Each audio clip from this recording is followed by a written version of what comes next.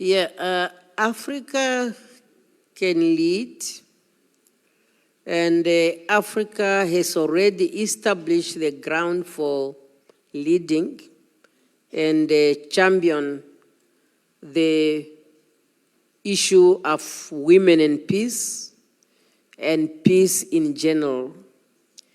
If you look at Agenda 2063, which is the roadmap for Africa's development, the issue of peace and security has been put as priority number one. And even in the first 10 years of the implementation, what was on top was the silencing of the guns. Unfortunately, we are still hearing guns in the African continent. But that does not mean nothing has happened. So Africa has a responsibility to champion peace and security in the continent. And that is why the African Union have established the AU Peace and Security Council, which is to oversee these programs. I mentioned that last year we celebrated the 20 years for the establishment of the AU Peace and Security Council. And there, the discussions on the participation of women in peace process is highlighted. And that is even led to the appointment of the special envoy on women and peace in the office of the the chairman of the commission. For a long time, at the beginning, the first person to go in was our friend Diop, and now our Mula is there. This is the recognition, and they have really to run this project. I know for our commitment on the peace, when this office was established, there was no staff. And as a country, at the time I was a Minister of International Relations and Cooperation. The current minister was a ED. We then decided on the expenses of Namibia to attach an officer to the office of the special envoy in order to help to set up that office. I think that was our concrete contribution when we say when we say your political will must be accompanied by real action. So now when the African Union, the chair decided to appoint this envoy, needed the support. The position, they were not budgeted. They were relying on the donors. And as a country, we say it's our decision. So let us attach a person. We cover all the costs so that it will help in setting up the office. We attached a very able colonel who served in the Namibian Defense Force, and she did a commendable job. And Madam Diop can really stand for that. So that is the commitment we really have as a country to Africa to pursue peace and security in order to give meaning to the unity of the continent and to ensure that we develop this continent. It's a pity that our continent is still bleeding with our young people living in poverty, unemployment. Meanwhile, we are spending a lot in arms where the guns are not silenced. And then each one become a spender in that, because when you are sending peacekeeping missions, you are spending those resources that could be used for developmental purpose. But it's a responsibility that we have. And we have to leverage on the experience that we have gained thus far so that Africa can really succeed in its championing for peace and security in the continent and in the world. So our contingent are not only confined to Africa. Namibia had to send contingent to Cambodia and others because we want the international peace. Thank you. Thank you, Your Excellency. And Your Excellency, knowing that young people are also at the very center of your heart, and yourselves, Mama Ellen Sirleaf Johnson, you've all been wonderful advocates in the women, peace, and security agenda. Now, how do you see this as handing over the baton to young people, women, girls, to also, who are aspiring for this peace, how do they also take the baton to lead and do what you have been doing over the years? Yeah, I can see that we are really doing a lot of work. Answering this question of passing the baton, let me really here now thank the women leaders, those who are currently no longer in the office. 4 of them are here. And the network of women leaders that they have set up is a commendable idea. It's a good initiative. And those in the offices, like our sister, the president of Tanzania, has been a strong support to this network. She even organized an event which she chaired and advocate on the work of this. And as she, we are all really hopeful that the chance will come. Together, those of us in the African continent being in the office, I'm really looking forward that with Mama Samia, we can work together and work with the team of these leaders in order to make sure that the baton can be passed on. Because in the peace, each and every contribution matters. Our young people, they really need to be molded. Sometimes you are forced to put people on the spot because for too long, what I experienced in Namibia, when we talk about women and peace, our young people, they feel we are just talking about the elderly women.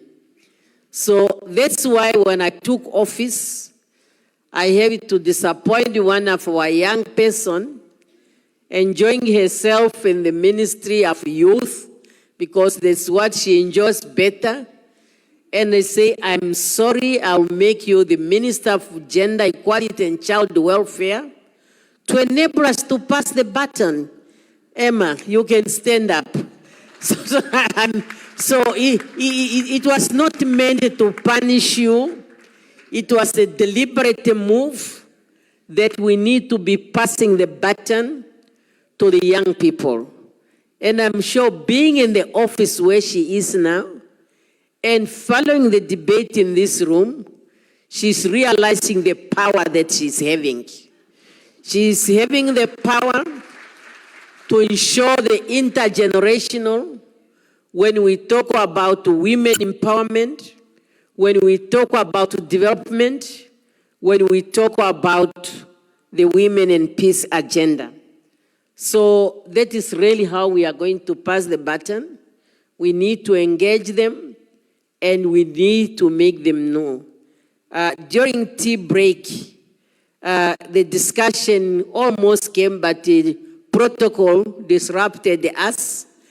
And we were learning what is happening in other countries, how in South Africa and others, Ethiopia, like how the young people really are having interest on this whole issue of women and peace. So let us encourage them, because they are the future, and it will be sustained, and it will become more effective, more efficient. We don't want to be always talking about no peace. We just want it to come to maintain it. Then we can concentrate on the issues of bread and butter, which are very critical in the African continent. Thank you, thank you, thank you, thank you, Your Excellency. And what you have shared in terms of the future, because as we sit here, we are always looking to the future. We are not going to say the young people are the future. The young people are now. And so I take note of what you have shared in terms of the baton, the several networks that are ongoing in several countries, which are the ones which then are going to help us to raise the leaders for tomorrow, or the leaders for today going into tomorrow. And the United Nations Pact of the Future, which Namibia co-facilitated with Germany, is a roadmap in terms of how we take that peace and security, particularly looking at women, forward. Are there any last words that you would like to give to us before I conclude this hypothetical fireside chat? No, as you ended with the peg for the future, which Namibia was honored to co-facilitate with Germany, we really have to look at the future.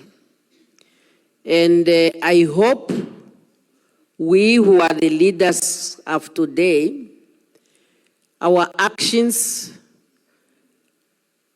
are inspiring our young people so that they will be able to inspire the next generations. Because as we know, that leadership must be inspiring. Leadership must be mentoring. I do not believe with anybody who can be in the office, and when is the time for you to leave, and I ask you, whom do you think can play your role? And then you say, I don't think if there's anybody. That is a total failure on your side. Do you want to tell me that you were working alone? Which means you have not inspired anybody. You are not seeing the result of your work. You have failed completely. So let us inspire others so that when we leave, you live comfortably, knowing that what you have been doing, another person will do it better. Remember, the students always know better than the teacher because they do their research. So I'm really asking the leaders of today to be inspiring leaders, to mentor others, for them to inspire the other generations so that we can sustain peace and stability in the world, for true democracy to exist, and of course, to address the real needs of the people by ensuring prosperity for all. Yeah, political will involves commitment, and it also involves real action. Because if we are saying we have a political will that is only appearing in our statements and declaration, and there's no action that is taking place, definitely that's not a political will. A political will can even go further to think in terms of allocating resources that will enable a specific action. For example, at the AU level, we have demonstrated the political will when sometimes back a decision was taken that for the development of the African continent, at least 15% of African natural resources should not go out of the continent unprocessed. That's a political statement. It's a will. However, if you are not going further to empower Africans with skills and resources to add value to those natural resources, they will continue just to be taken out unprocessed. And that is not a political will. So political will has to go with tangible, with concrete action, resources allocation, and tangible results must be seen. And then we say there is a political will here.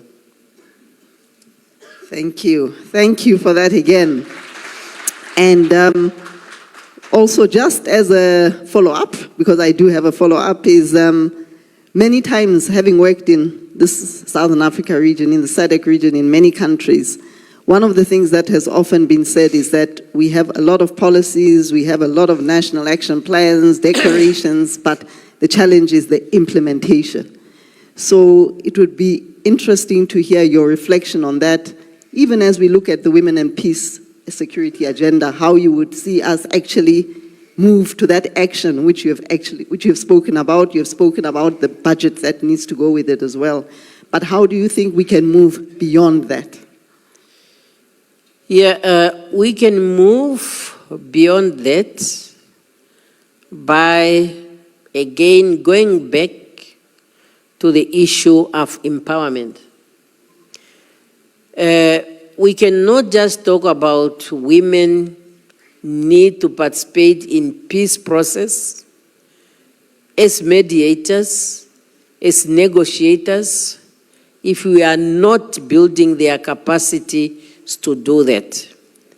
And that capacities have to be built both at the national, regional, and continental level. I have mentioned this morning that in Namibia we have set up the International Women Peace Center. We have set it up with a purpose because we believe that having such an institution will be able to make room for capacity building of Namibians who can be used in the peace process. Also, it will enable us to have a pool of people with appreciation as to what do we say or mean when we talk about the whole concept of peace. Because the sender will be looking holistically into the whole peace process. As it's growing, we will not only make use of it internationally, but we also make use of it locally. Just even peace in yourself is very important. Because if you don't have peace in yourself, this is what you take outside and then become a destabilizing factor in the community where you live or in the family. So this is a concrete example that we want to empower. We are also saying this sender will be linking up with similar senders in the world so that we can learn from them. And you see, peacekeeping operations does not only involve the officers who are going there, but for us in Namibia, we also feel that their families, they also have a role to play. So as we are moving, we would want also to see that the sender should be in contact with the families of the officers who might be part of the UN or the AU peacekeeping missions, so that they appreciate what their family members are doing and their contribution to international peace. So that is really showing a political will that you draw the capacity. I mentioned in the morning our general, whom we want to deploy as part of the Interpol, is our contribution to peace. And we invested in her. We gave her all the chances. We trained her. She has the capacity. And we know that she will be able to save the world and contribute to the maintenance of order in the world. So it's really the empowerment that is required. And you need resources for that. And we do. The center is operated by the staff who are currently full part of the establishment of the ministries that are participants, that is international relations, the Ministry of Defense, the Ministry of Home Affairs, the Ministry of Gender Equality. So these are the officers who are at the center. You could have visited it, but now the building is under construction. We want to expand it. We want it to serve the purpose for the center. So I think now they are just kept in the corners in the office where they belong.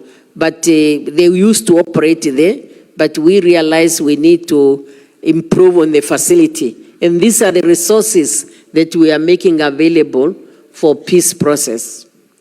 Your Excellency, thank you very much for that response and a very concrete example in terms then of really that political will does also go with the empowering of people to be able to ensure that what needs to be done is actually done. My next question to you is, as you look back over the past 25 years, what are some of the most important lessons for leaders today who want to advance the women, peace and security agenda? The important lessons can also be found in the Secretary General reports, particularly the report that was reviewing the 10th anniversary of this resolution, where many findings have really came out that include that when women are participating in the whole peace process, you see a lot of difference. To the extent that some countries start demanding from the UN that they want women to be part of the peace process. I remember at one point as a country, through the UN, we were asked to send 100% female contingent peacekeepers in Darfur. And we did. And that was a demand from the community. And when they came out, they realized that their concerns were more listened to. So these are the lessons really. And also, we have no shortage of women negotiators. I think Ponzile in the room, having served in the women office in New York at the Secretariat, could prove to that effect that whenever there is a need to include women in the peace process, there has never been a shortage. They are there, some are in this room. So we have built that capacity. But as we can see, the gaps are still there. So those are good lessons that women are ready to take up such positions.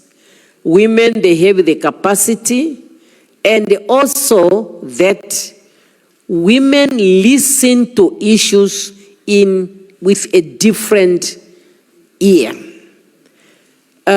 Women have also enriched the agenda on the table of negotiation. For example, when women are saying, because you are talking from your own experience, if you are talking to a woman and the woman is crying, that's not a weakness. That you must read to it, and then you will be able to understand the extent of the problem, and then you'll be able to find a solution. So these are the things that women are bringing on the table. After you listen, then they say, then you see, did you hear here? She said this and this. He said this and this. Analyze it. And at the end, when you follow and you go exactly to that advice, you will find this is the truth, which you could have not discovered, and you just start talking and not solving the problem. Thank you so much for those lessons. And I think these are lessons we can all take forward as we continue with also our leadership journeys, as many of us in this room are leaders. My next question to you is just to say to you that when I was reflecting on this conversation, I pondered a little bit on the fact that Namibia is a conflict-free country, but yet you are such a strong or a great advocate for peace and security. The statements that you are making at global level with what's happening in Palestine and Gaza, Madagascar, and in some circles you have even been recognized as Mama 1325, which... And I thank you for this opportunity, and I thank all of you for coming to Namibia and for participating in this anniversary. Our team, the organizers, you have done us proud. Honorable ministers, that is international relations and trade, gender equality and child welfare, the Minister of Home Affairs, the Minister of Defense, because these are the steering team that are leading the peace, the women peace agenda in Namibia. Thank you very much.